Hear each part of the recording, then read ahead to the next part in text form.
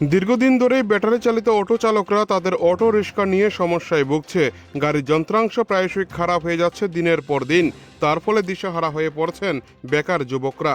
জানা যায় অনেকেই ব্যাংকের মাধ্যমে লোন নিয়ে গাড়িগুলি ক্রয় করেছিলেন কোম্পানি থেকে।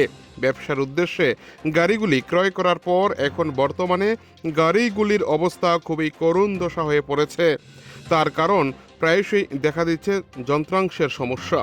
এ নিয়ে বৃহস্পতিবার সকাল 11টা নাগাদ উদয়পুর মাতারবাড়ি জাতীয় সড়কের পাশে থাকা বেসরকারি কোম্পানিতে গিয়েছিল গাড়ি চালকরা কথা বলার জন্য। কিন্তু গাড়ি চালকরা কোম্পানির কোনো কর্মীকে না পেয়ে ব্যাপক ক্ষুব্ধ হয়ে পড়েন।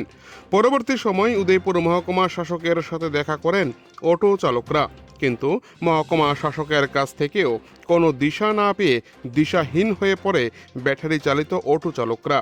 পরে পুনরায় ফলকমারি জাতীয় সড়কের উপর জমায়েত হয়ে সড়ক অবরোধে সামিল হন চালকরা। দীর্ঘক্ষণ রাস্তা অবরোধ চলার কারণে জাতীয় সড়কের দুই ধারে ব্যাপক যানজট সৃষ্টি হয়। পরে রাধাকিশোরপুর থানার ওসি সঞ্জীব লস্কর সড়ক অবরোধের খবর পেয়েই ঘটনাস্থলে ছুটে আসেন, কথা বলেন গাড়ি চালকদের সাথে।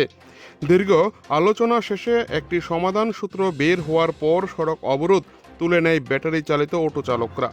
দীর্ঘক্ষণ পর সড়ক অবরোধ মুক্ত হওয়ার পর পুনরায় চালু হয় উদয়পুর মাতারবাড়ি সড়কে যান চলাচল।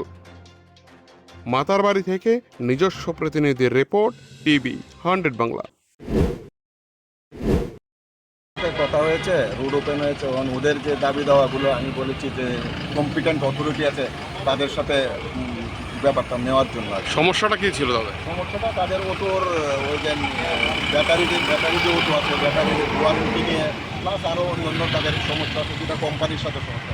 তো আমি ওদেরকে বুঝালাম যে কোম্পানির সাথে সমস্যা, সেটা রুট ব্লক করে তো শেষ হবে না, আমরা হেল্প করবো, আপনারা আপনাদের কম্পিটেন্ট অথরিটির কাছে ওই বিষয়টা নিয়ে যায়, সম্ভব হেল্প পাবেন।